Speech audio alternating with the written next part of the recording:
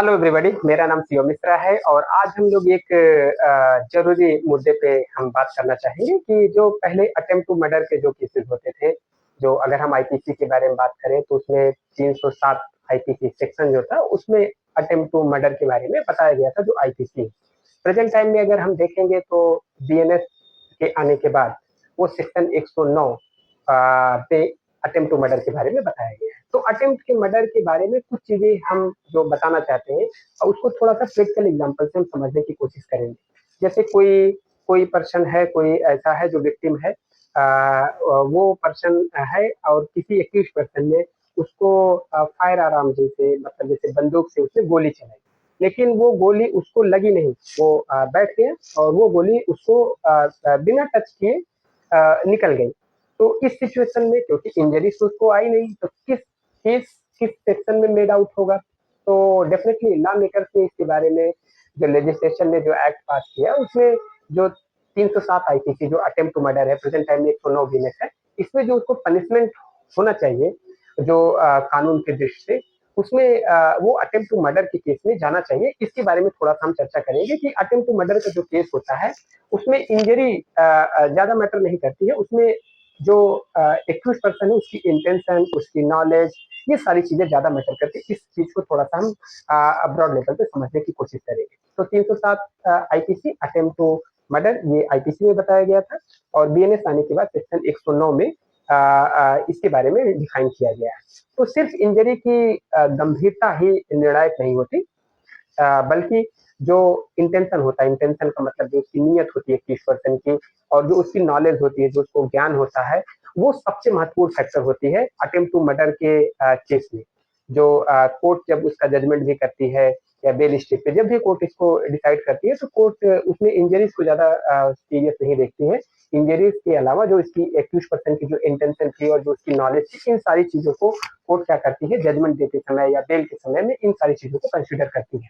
और क्या अभियुक्त का इरादा जो या नॉलेज ऐसा था कि उसका जो एक्ट है जो उसने किया है, यदि वो सफल हो जाता तो मृत्यु हो सकती थी। अगर ऐसी बातें कोर्ट के समझ में आती है, ऐसे प्रोसिक्यूशन के एविडेंसेस आते हैं ड्यूरिंग ट्रायल या बेल स्टेज पे, जो भी चीजें अगर ऐसे एविडेंसेस आते हैं जिसमें जो एक्यूज पर्सन है, क्या उसका जो इंटेंशन है, जो इरादा है या उसकी जो नॉलेज है वो ऐसा था कि अगर उसका ये एक्ट सफल हो जाता, सक्सीड हो जाता, तो उसकी मृत्यु हो जाती। अगर ऐसी चीजें एविडेंसेस के माध्यम से कोर्ट के सामने आती हैं तो उसमें 307 अटेम्प्ट टू मर्डर जो आईपीसी और 109 बीएनएस में उसमें ऑफेंस मेड आउट होता है।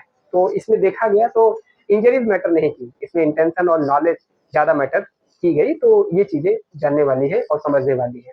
अच्छा, इंटेंशन और इंजरीज मैंने आपको बताया कि जो अटेम्प्ट टू मर्डर का केस होता है, जो कोर्ट उसको डिसाइड करती है, तो सबसे ज्यादा कोर्ट इंटेंशन पे, एक्यूज पर्सन की इंटेंशन, नॉलेज पे फोकस करती है, ना कि इंजरीज पे। ये बहुत बड़ी बात, बहुत अच्छे से आपको समझ लेनी चाहिए।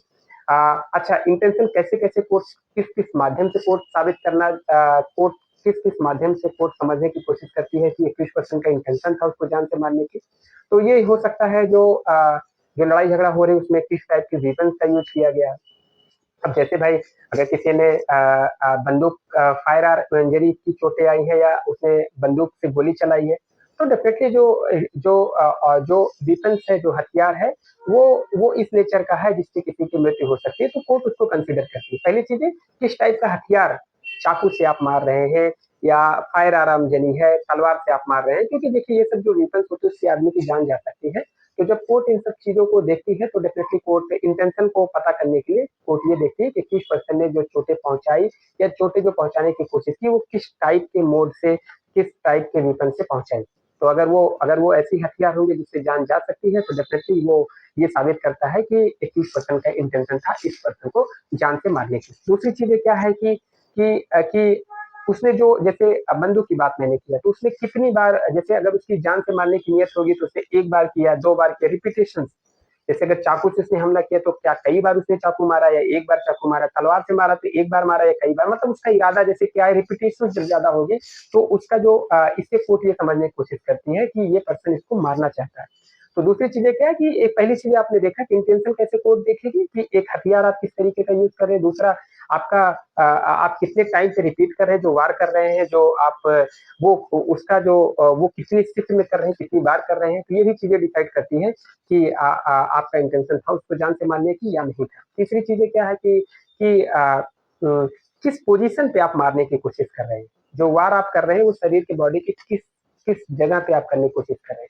जैसे बॉडी के जो अपर पार्ट है, जैसे किसी पे अगर गोली चला रहे हैं उसके उन्होंने गाल को निशान बनाया, मतलब सिर पे निशाना बनाया, उसके जो भी चीजें बॉडी के अपर पार्ट पे उसने उनके हार्ट पे, चेस्ट पे निशाना बना के मारा, जो तलवार चलाया वो उनके गले पे मारा, तो मतलब देखा जाएगा ये सब वाइटल पार्ट है।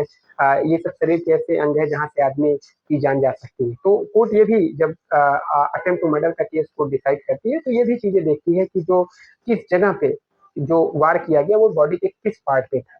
तो अगर शरीर के नीचे वाले भाग पे तो माना जाता है कि उसका जान से मारने की इरादा थोड़ा सा कम था, लेकिन जब वो बॉडी के आपके अपर पार्ट पे उसके दिमाग पे मारने की कोशिश, गोली चलाने की कोशिश करेगा, गाल पे चलाने की कोशिश करेगा, मुंह पे चलाने की कोशिश करेगा, गले पे करने की, तो ये सब चीजें चेस्ट पे करने की कोशिश करेगा, उसके हार्ट पे कोशिश करेगा, तो इसे माना जाता है कि सब वाइटल पार्ट पे है, इसका इंटेंशन था।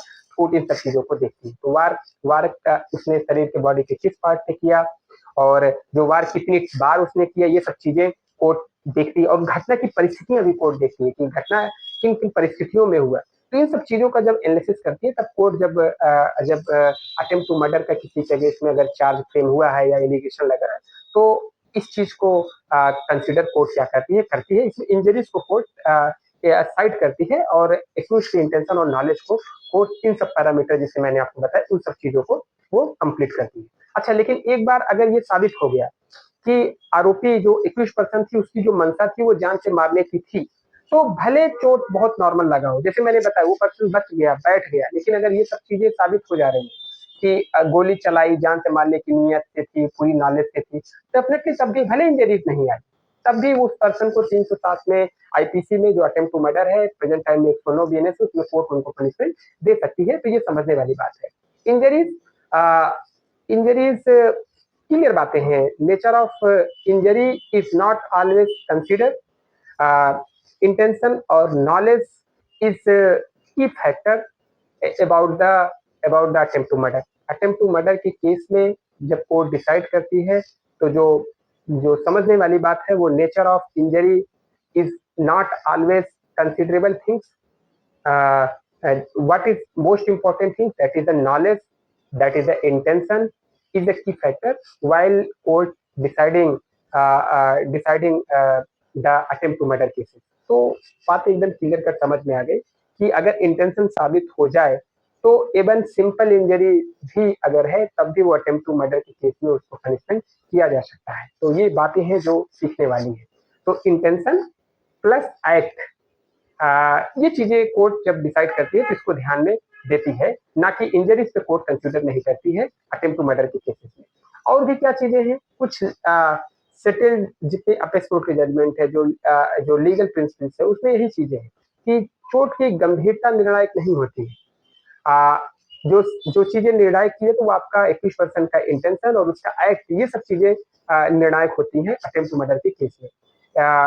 फिर से मैं अगर आपको सिंपल कट में इसका कंक्लूजन आपको बताऊं तो nature of injuries is not always considerable in the attempt to murder cases. What court consider 21% की जो इंटेंशन है उसको कोर्ट कंसिडर करती है, उसकी नॉलेज को, ये सब चीजें की फैक्टर होती है जब court attempt to murder cases को डील करती है। Even a single injury can attract the section 307 of IPC or section 109 of the BNS if intention to kill is sufficient evidence is there where it is prima facie made out that accused person want to kill the victim or complainant whatsoever. That's it. कुछ चीजें और मैं court के सामने जब court deal करती है तो कोर्ट ये भी देखती है कि डेडली वेपन कौन कौन सा यूज हुआ और जिससे डेडली वेपन यूज होने से इंटेंशन स्पष्ट होती है। कोई आदमी किसी को चाकू से मार रहा है, भाला से मार रहा है या फिर बंदूक से मार रहा है, तो ये सब एक वेपन होती है जिससे जान जा सकती है। तो अगर इसका जो यूज़ कोड जब कंसीडर करती है तो देखिए किस टाइप का यूज़ किया गया है। दूसरी चीज़ें क्या टारगेटेड फायरिंग कहाँ पे किया गया है, मतलब उसके गाल पे किया गया, पर पार्ट पे किया गया, ये सब चीज़ें भी कोड कंसीडर करती है। अच्छा तीसरी चीज़ें क्या है कि सर्कमस्टेंसेस कोड भी देखती है कि भाई अगर वो बैठ गया, बच गया, बाई लक उसमें उसकी जान बची, ये सब चीज़ें भी कंसीडर करती है। आगे चीज़ें क्या है कि प्रिपरेशन प्लस एग्जीक्यूशन हथियार लेकर आया वो, हथियार चलाया मतलब प्रिपेयर किया और उसने चलाया भी, ये सब चीजें कंसिडर करती है। जो सराउंडिंग सिचुएशन है कोर्ट जब इन सब चीजों का एनालिसिस करती है तब कोर्ट जब अटेम्प्ट टू मर्डर के केस को डील करती है तो इन सब चीजों को कंसिडर करती है। सिंपल इंजरी अगर आपके पास है तो ये नहीं माना जाएगा कि सिंपल आपके ने ऑफेंस किया है।